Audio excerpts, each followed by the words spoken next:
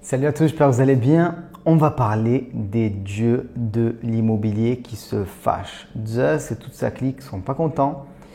Et les dieux de l'immobilier, ce sont les banques. Donc je vais vous parler du marché immobilier, de la place des banques dans ce marché immobilier, de prophéties autoréalisatrices. C'est quelque chose qui peut paraître bizarre, je vais vous expliquer un peu ce que c'est. Et je vais vous parler aussi d'un sujet qui peut être considéré un petit peu comme une petite théorie du complot, quelque chose d'un petit peu bizarre, mais il faut bien comprendre que les banques manipulent le marché immobilier. Et donc, je vais vous expliquer à quel point elles le manipulent et à quel point ça nous impacte, nous. Et on va parler aussi des stratégies qu'on peut mettre en place pour faire en sorte de ne pas être manipulé de trop et de pouvoir à notre tour manipuler le marché. Donc, très important, vous comprenez que c'est une vidéo un peu fondamentale. On va commencer d'abord par comment fonctionne le marché immobilier et les prix. Vous avez tous compris qu'il y a une offre et une demande et un prix. Donc vous avez des biens à acheter et il y a des personnes qui veulent acheter ces biens. Offre, demande, très bien. Ce qu'il faut comprendre dans ce marché, c'est que la majorité des achats se font en crédit. C'est un marché qui est extraordinaire parce qu'en fait, s'il n'y avait pas les banques, il serait impossible d'acheter de l'immobilier. Tout simplement, puisque il faudrait que tu achètes de l'immobilier avec ton épargne. Et si tu as 25 ans aujourd'hui et que tu n'es pas né dans une famille riche, tu n'auras pas d'épargne pour acheter un bien immobilier. Donc ce ne sera pas possible pour toi. Donc il faut bien comprendre que c'est un marché, je ne vais pas dire que c'est un marché artificiel, mais presque. C'est un marché qui est tenu, créé, manipulé au sens propre du terme, c'est-à-dire manie pour la main, voilà, manipuler, tac, comme ça, bouger avec les mains par les banques et qui ne peut pas exister tel qu'il est aujourd'hui et avec son niveau de prix sans les banques. Donc c'est très important. J'ai envie de vous dire que si vous voulez acheter un bien immobilier aujourd'hui, il vous faut l'autorisation de la banque en fait. Donc ça c'est quelque chose à comprendre. Pourquoi ? Je vous ai dit que les dieux de l'immobilier se fâchent. Bon, on l'a vu depuis un an, les conditions d'accès au crédit se durcissent. Voilà. Alors, on a le HCSF qui a fait des nouvelles recommandations, la règle des 33% et tout. J'en parle dans plusieurs vidéos, donc regardez ça sur la chaîne. Vous allez voir si ça vous intéresse. Vous allez voir qu'il y a beaucoup de pipeaux là-dessus, donc j'ai voulu recadrer un petit peu les choses. Ok, donc on comprend que voilà, c'est un peu plus difficile aujourd'hui d'acheter.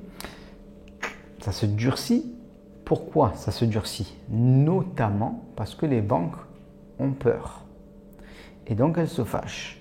Et quand les banques ont peur, quand le dieu de l'immobilier se fâche, il a des conséquences très fortes. Vous avez bien compris que la banque, c'est un peu l'alpha et l'oméga de l'immobilier.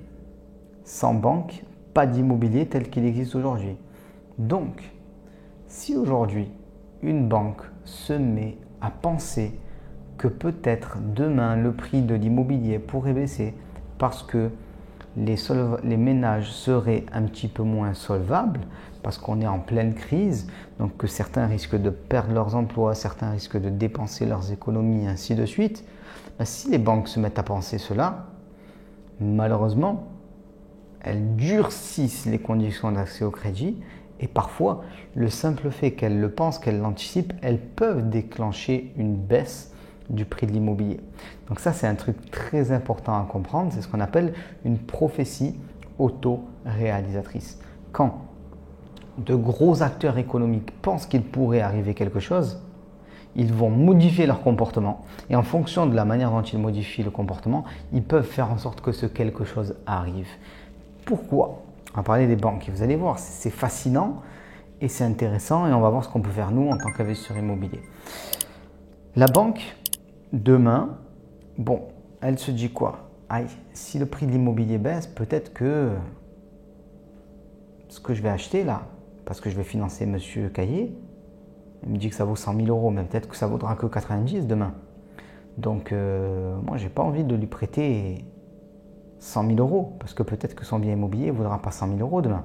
Donc, je vais lui demander de faire un apport de manière à me couvrir, ou même carrément, je ne vais pas financer son bien immobilier. J'estime qu'il a trop de risques.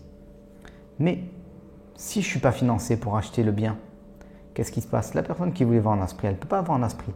Donc elle va baisser le prix pour pouvoir vendre à quelqu'un. Et ce qui se passe au final, c'est qu'on a une spirale un peu déflationniste comme ça qui peut s'enclencher avec une baisse des prix. Donc ça peut arriver, c'est la prophétie autoréalisatrice concernant les banques. Le point qui est positif par contre, et j'en ai parlé dans une autre vidéo, c'est que la banque veut aussi que les actifs qu'elle a pris en garantie conservent de leur valeur. Donc elles font très attention aussi à ce que le prix de l'immobilier ne se crache pas et elles vont plutôt faire en sorte qu'une bulle se dégonfle plutôt qu'elle explose.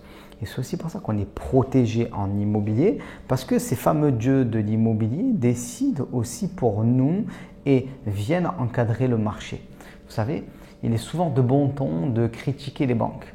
Les banques gagnent trop d'argent, les banques ci, les banques ça et compagnie. Je ne dis pas que les banques ne gagnent pas d'argent, ainsi de suite, et voilà, sur de la création de valeur, tout ça.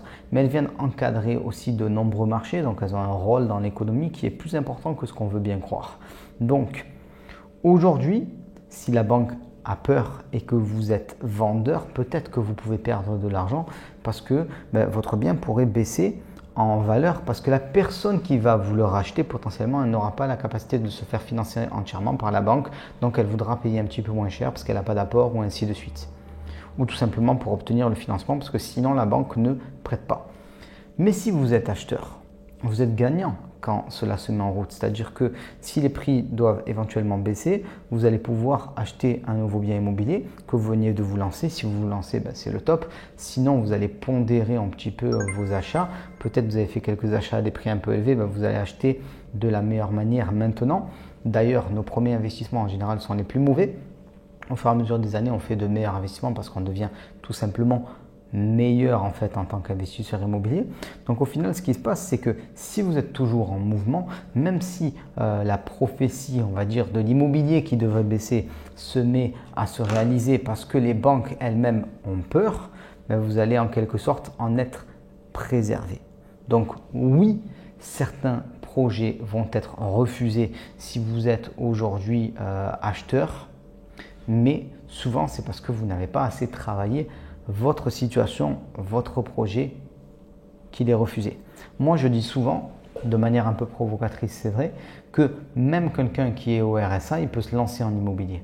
Alors non, si tu es au RSA aujourd'hui, tu ne peux pas te lancer en immobilier. Mais si tu te lèves les fesses, on va dire, pendant 6 mois, 12 mois, que tu retrouves un boulot, que tu mets de l'argent de côté, que tu stabilises ta situation, que tu passes ta période d'essai, tu peux te lancer. Donc déjà, la première chose à comprendre, c'est que quoi qu'il arrive, les dieux de l'immobilier vont te financer si tu mets les choses en place correctement. Voilà, très important. Donc tout le monde peut se lancer dans le marché aujourd'hui, ralentissement ou pas du marché, voilà, peu importe ce qui se passe. Donc très important de le comprendre et les banques vont faire en sorte de maintenir les prix. C'est nécessaire d'avoir ça en tête.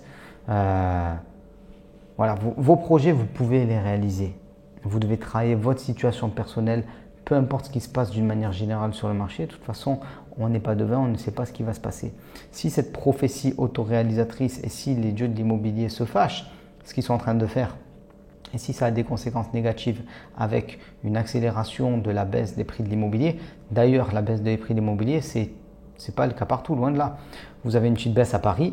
On parle de 0,5%, de 1%, quelque chose comme ça. Peut-être qu'il y aura un peu plus, ok, très bien. Mais qu'est-ce que c'est 2%, 3% de baisse, peu importe.